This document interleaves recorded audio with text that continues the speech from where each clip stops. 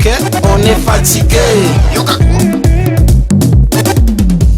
Ils nous ont oubliés, oh, vraiment on est fatigué. Le peuple affamé, oh, vraiment on est fatigué. De vos foutaises, vos promesses, vraiment on est fatigué. Les projets non réalisés, vraiment on est fatigué. L'encontre Moïbi, vraiment on est fatigué, fatigué, vraiment on est fatigué. Le peuple dans la merde, l'argent c'est dans tes poches. La caisse est vide, y a plus rien rempli dans tous tes comptes. Tu te fous de qui? Tu te prends pour qui? Tu crois qu'on est malade? On a compris, on a tout vu, maintenant vous aurez des baffes. Vos conflits entre vous, pardon, laissez le peuple. Encore une guerre de coups de feu, vraiment vous aurez des baffes. T'as vu les routes, c'est plein de trous, toi tu t'en fous, tu passes. Cette année, hein, vous aurez des baffes. Ils nous ont oubliés, oh, vraiment on est fatigué. Cette émission vous est offerte par Peuple Mokonzi. Téléspectateurs, bonjour, bonsoir, ça dépend à l'heure où tu suis cette émission. Bienvenue dans Sauvons le Congo 2020, membre du Peuple Mokonzi. Comme vous nous voyez, nous sommes tous ici en place. Et pour permettre la compréhension de l'émission, elle sera bilingue, français, lingala, comme vous voulez. Donc, pembeni nanga naza na Bokechu Wayambo. Les libérateurs, toujours les libérateurs, toujours. Ah oui, donc Boyoki Bino Mogo. Et puis naza na commanda Eso, awa, aza pembeni nanga pe. Et puis naza pe na vieux Edi. Donc vraiment, de moni awa toza vraiment une partie, mais togolo batoza kadra complet. Alors narobanda directement. Banana commanda Eso. Commanda Eso.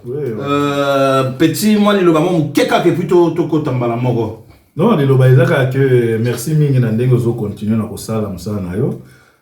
Comme na lobaki la fois passée na ba émission mosusu biso to ba besoin ba jeune ba koreba ya rejoindre lit oyo lit ope biso eza biso te po bato ebele bakanisa ke lit eza boketu na eso ya ba combattant non biso pe to yoko kuta lit po lit banda déjà ba kimbango bani to biso to yoko kuta lit donc toza continuer toujours lit ba koko na biso donc ba jeune toza ko sala bino na appel bo rejoindre lit ba koko na biso po ebele ba komba bino ba combattant combat na bino te eza biso te biso pe to kuta yango ça veut dire po to tika yango il faut no to mona objectif. Et ça veut dire que comment na koko na biso Lumumba alobaki il faut que l'histoire du Congo s'écrive au Congo. Omoni. Kimbango alobaki ke bakoko na banini bana nanga bazali banda bakozonga. Ebele tozali banda bakomo kunda biso libanda. Omoni. Ebele bazo sepela na pourtant ce que okufi déjà ndengwa na malédiction même na kati ya Bible. Joseph azo sengare na bana na bande koneke soki na kufi botika mikwa nanga wate na Egypte. Omoni mais ebele ba osepela miko na bango bakunda libanda mais au moins azo semble la Bible mais les mêmes Bible là azo senga ke ba prophète mosolo ba ke azo lela ke botika miko na ngana Égypte te tango bozo kende bo memangai ça veut dire après la mort omoni après la mort ça veut dire ma miko na biso eza biloko moko eza spiritualité moko makasi mais lelo ba comme Congolais aussi pénal va conduire libanda au moins attendre je pense même na ma belle kuna bebele ba kuta kasiko ba raciste à mindele ba kufa yo ça donc merci mille ben question c'est pas na yo alors to passer par le monde ba question vieux Edi alors tomoni bonjour Ben bonjour déjà vieux Edi alors tomoni makambo ya mboka na biso mawa mingi pe tristesse tozomona ba blague mo rezo lekana mikolo yo tomona mariage soi-disant il y a FCC Nakash et ils aussi mbaté ortoyebi biso moko que Félix ba voté était quoi a perdre na élection et que aza marionnette ya Kabila tozolo ba biso tozo continuer pour na sauver mboka sauvant le Congo ils ont éclairé ba jeunes partout et puis depuis Kinshasa na commandant na Wayambo yemora ebi ba information belé taper ça tout le monde donc par rapport à ça rapidement qu'est-ce que tu rôle bas.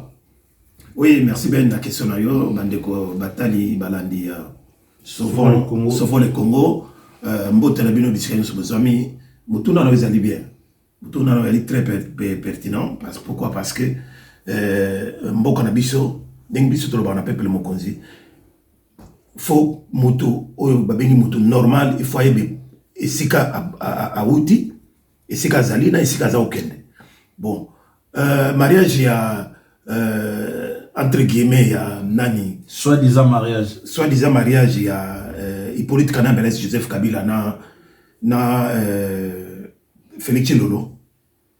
Ils allaient, mariage wana, et Koku Fate, parce que ils allaient pacte, où ils vont signer, donc, Congolais, faut bimana, Kobunga, Batouana, ba signer pacte na bango, ba yebi biloko nini basalaki, ba yebi biloko nini ba pesanaki, et puis ba yebi et loko nini bazako kende. Pour rôle, il y a Félix Lolo, ils allaient, il faut protéger bateau yu ba pesi pouvoir.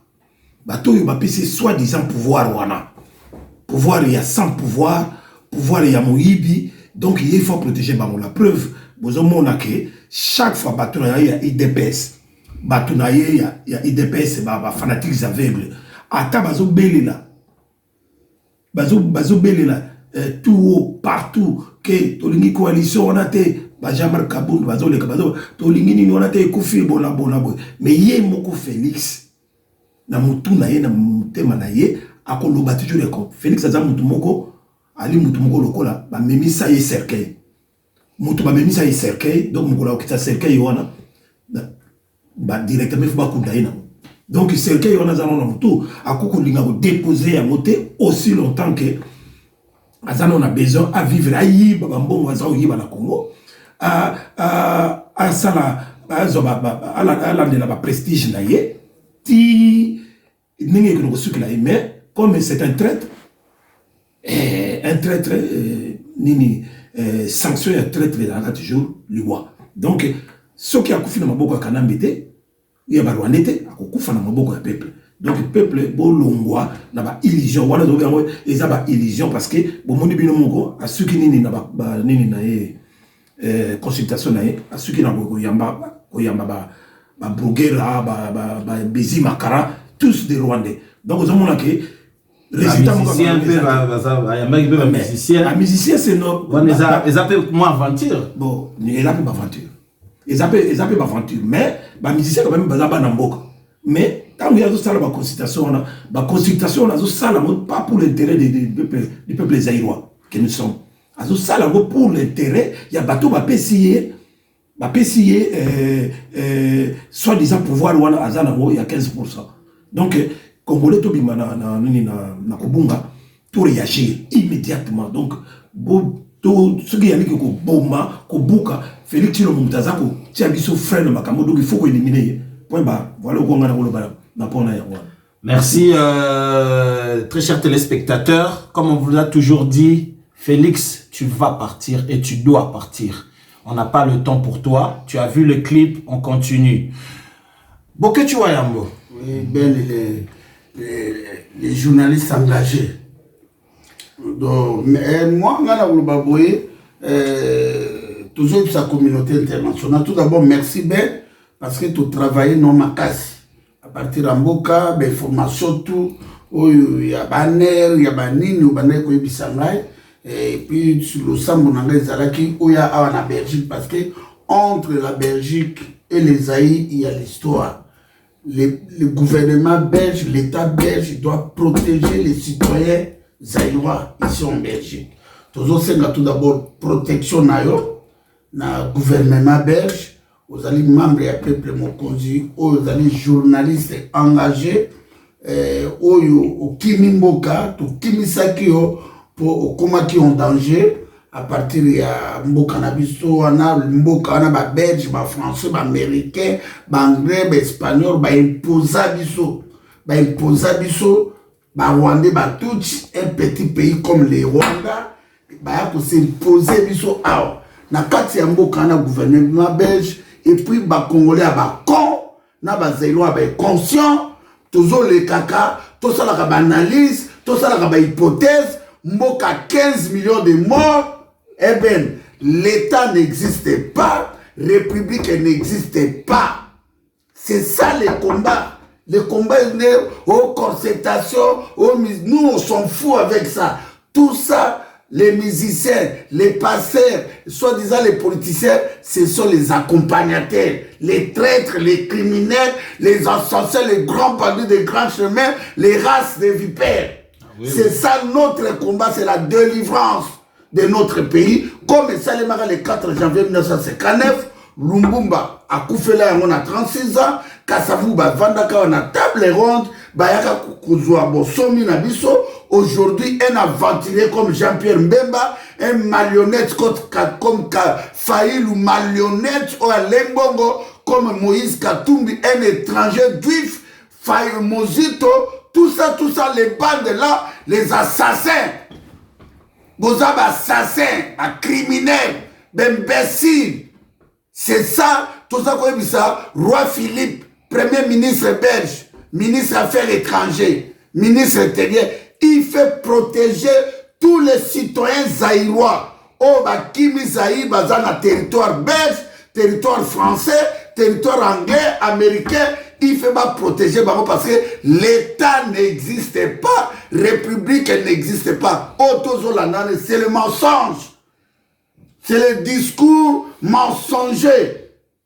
Aujourd'hui, c'est les Rwandais qui dirigent notre pays. Harry Hippolyte Kanam, c'est Rwandais 100%. Bougera, Rwandais Bizimakara, Rwandais Moïse Mwarungabu, Rwandais. Comment tu peux vendre à Boé, tu peux vendre à tout ça, il est imbécile, un illettré vagabond, il y a Félix Tirolo, criminel, illettré, il y a illettré, bourrique, il y a bourrique.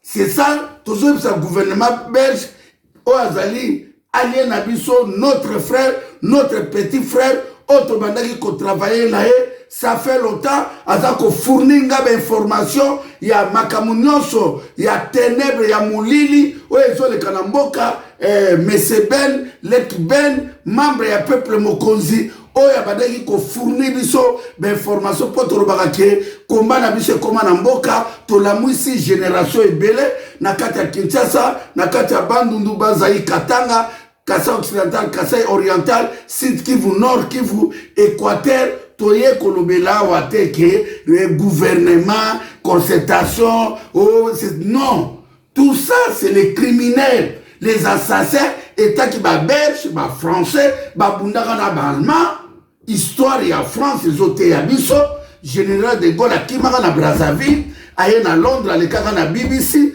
biso tozoleka awa na babokoto TV na chaîne na yo sauvant le Congo non sauver les Zaïre parce que Congo c'est les malédictions c'est les malédictions plus c'est ça les combats toza nango toza ici n'attend il y a Félix un marionnette moyibi criminel ngai na vanda na kolobelaka union sacrée mais on est net na belle iboma na kufi moto aboma mboka apilona mboka na biso c'est un tribaliste depuis l'histoire de l'humanité toute première fois la 685 pays dans le monde.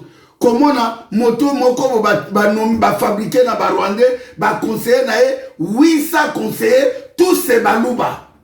Comment tribalisme numéro est-ce que moto ndenge wana abengi bino imbécile Jean-Pierre Mbemba na Katumbi ba homme d'affaires o bazovu ba se riche na makila peuple bolandi Félix toko boma bino yango c'est ça ngai na bane ko solono à partir la mboka na ndenge yawa toko soutenir yo toko protéger yo et tel que tu protégeras tous les citoyens plateforme et à peuple Mokonzi ça fait pouvoir au peuple pour le peuple par le peuple sans peuple biso tozo défendre les nations tant que tu allais à ton service à ba belge il y a ba français il y a ba américain ba yebi que plateforme et à peuple Mokonzi et supportera moto mokote motasuko azalaki marionnette moyibo ya failu to vandaka failu leki failu zanani yo na Félix bozaba nani bino bembesi babota bino ne babota bisote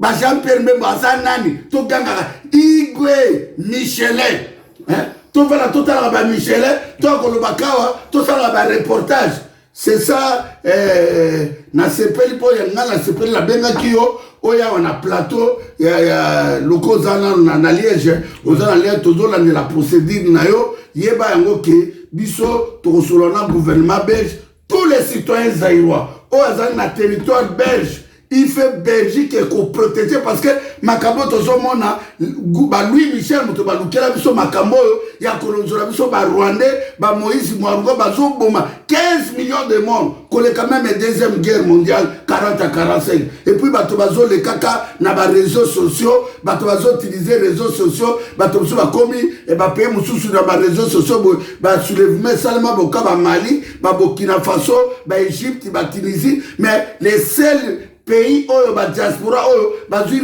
réseaux sociaux pour la mitakala pour la kotalaka ba pasteur pour la kotalaka ba esengana vanda na mona zoka musique on a betaka na zo on a tia on a chambre vanda na koma lelo artiste engagé na koma ko dénoncer tokela makaba musicien ngana vanda na lobela Félix azo sa concertation ou bien union sacrée boaba malade bino bato le kaka bokulubaka makamba Félix awa ka ba message na bino ndeko libérer peuple ba message olande tokozwa révolution ba message moko unity bozo le kakopesa ba message moko ezanga tina yango petit frère belge Ben merci beaucoup yango biso tellement que ba membre ya peuple mokonzi yo etaki membre ya peuple mokonzi yebaki ndingo on a territoire belge. Il y a l'histoire entre la Belgique et les Zaïre.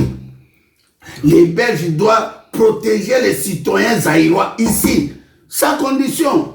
Ah oui. Ah oui. Merci beaucoup Ayambo. Commandant Esso, un dernier mot pour te clôturer. Les Agagolobaka, qui peuple les Zaïrois, tu sais que Félix, ça va très dangereux dans Katiamboka. On a d'ailleurs les agents informations à Otiko Zangoka Sikoyo. Bah Otiko découvrir, oh, il y a combien encore, ça m'a soutenir Georges Kapianga. Bah découvrir une fausse commune na pembeni ya cimetière ya Tshisekedi ya Ngoyo. Urgent, une nouvelle fausse commune a été découverte hier, ça veut dire samedi. À la commune de Selel, pas loin, non loin des mausolées de Etienne Tshisekedi. C'est grave. Tout le monde a pas comme Kobima. Tout le monde a na kofine dans le passé. Mon coin gaza pour insister, il faut au salam nini ya mapping wana de façon parce qu'il y a monde ko kondra bato ba boma bato soit disant Félix obazo commissaire bozo mona bato ya zo protéger les lotoza donc muto azo protéger bandoki lokola Félix azate tiko na pembeni ya mozole ya papa na ye ba découvrir lodi samedi le dimanche ba découvrir nini fausse commune siko akoloba nini pona fausse commune pourtant ayebi bato basala biloko yo mais aloba kiki il va pas finir dans le passé. Mais, entre-temps, l'histoire est tentée de finir dans le passé. L'histoire est en gros, ils ont kundula kaka. Après, oh, ils ont un échantillon. Totamboli dans le Congo. Peuple zaïrois, ils ont kolobaka que Félix a un danger national. Ils ont soutenir Félix, ils continuent à soutenir les kaka. Mais ils ont une histoire qu'on rattraper. Donc, tout ça, quand on a moi émission mouké, je pense que Makambo biso to kolobawa et l'autre a sécurisé. Biso to ça pour la concertation. Après Félix, à cause de la concertation, tu peux ayebi nyo soto bunda na yawa. Et si aza besoin ayoka bato pour na makambo Congo, aza mopaya. Félix a mopaya te ayebi makambo to ya Congo.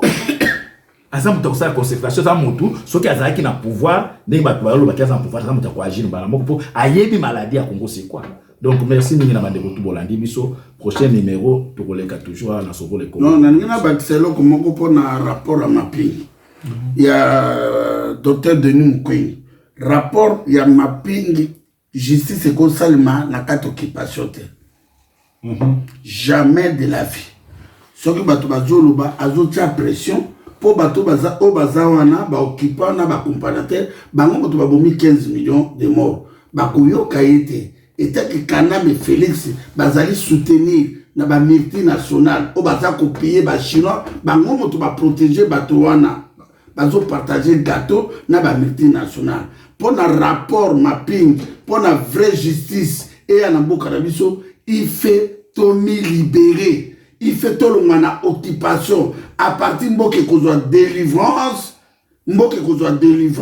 de justice il y a solo et koya, mais ils ont problème pour la pression déjà Union européenne, bah député Union européenne, bah parce qu'il fait faire pour docteur Denis Mukwege, bah ça dit mais bah tout va côté il y a mon azur maintenant que l'État n'existe pas. République, ceux qui vont occuper Ndakunayo, Moto Bomi Mosno Nabana, Ogolia Nae, jamais. Ogobunda Nae pour Bomae, mais c'est ça que batokola ba Félix yono se ba dangereux famille ya Miyibi, famille ya Badjango, famille ya ba Chic Norris, famille ya ba Tony Montana, ya ba Brisile, donc ba batokutu na ebité mais toujours le bakake docteur Denis Mukwege, merci toujours bunda les jours de la libération est proche tant pour libérer Mboka na biso des rapports mapping tout ça là état de droit à sol oh tout bozomona na isa lokuta Félix Tshilolo il dirige rien il contrôle rien il maîtrise rien Parlement national na Maboka Kanambe, ministre de la Défense ya Kanambe, chef d'état-major ya Kanambe, ministre de la Finance ya Kanambe, gouverneur à banque ya Kanambe, ba gouverneur na bango na ba 26 provinces ba créé pour ba tribal et salema. Ça 26 provinces ba tapo bato na bato ba bunane ba bundi na ba yumbi na ba makambebere, c'est ça ba créé ba guerre tribale wana. Et tant que Félix Azawana Faïlo Azawana ba Jean-Pierre Mbemba bazana politique ya na kati ya occupation ya komemaka peuple wana na ba élection toko biso diaspora toko bomana na bato na bango en Europe toko ki ko accepter les sous élection taki kana na Félix Azawana te. C'est ça le vrai combat. C'est ça le vrai combat. Ouais. Vraiment, merci na balandi nyoso. Donc vraiment bolandi ndenge bat balobi, j'espère que toko se retrouver les sous prochainement. Félix Yebela. On t'a déjà prévenu et on va pas arrêter. Le peuple a ouvert ses yeux et on a compris maintenant. Ok, on est fatigué. Ils nous ont oubliés, oh, vraiment on est fatigué. Le peuple t'a affamé, oh, vraiment on est fatigué. De vos foutaises, vos promesses, vraiment on est fatigué. Les projets non réalisés, vraiment on est fatigué. L'Okota Moïbi, vraiment on est fatigué, fatigué, vraiment on est fatigué. Le peuple dans la merde, l'argent c'est dans tes poches. La caisse est vide, y a plus rien rempli dans tous tes comptes. Tu te fous de qui? Tu te prends pour qui? Tu crois qu'on est malade? On a compris, on a tout vu, maintenant vous aurez des baffes. Vos conflits entre vous, pardon, laissez le peuple. Encore une guerre de coups de feu, vraiment vous aurez des baffes. T'as vu les routes, c'est plein de trous, toi tu t'en fous, tu passes. Cette année, hein, vous aurez des baffes. Ils nous ont oubliés, oh, vraiment on est fatigué. Cette émission vous a été offerte par Peuple Mokonzi. Restez connectés. Sponsor officiel de cette émission, Vision Congo FM 105.5 MHz.